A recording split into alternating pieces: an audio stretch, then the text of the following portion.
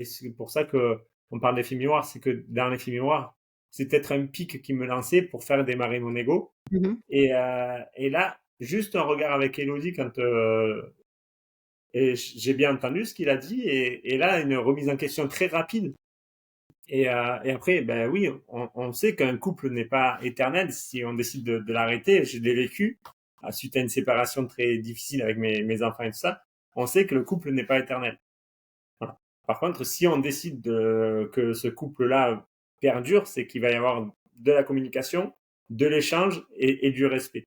Et même si on manque de respect, toujours avoir de la communication et avoir ces trois plans qui nous équilibrent un peu comme un triangle qui ne peut pas tomber parce qu'il y a toujours une phase où on va être sur un plat. Mais, euh, mais de là, voilà, et c'est se questionner pour devenir meilleur. Bien sûr que deux personnes n'ont pas les mêmes notions de respect, n'ont pas les mêmes valeurs, et c'est le fait de s'équilibrer au plus possible, être en phase tous les deux pour avancer dans le même sens.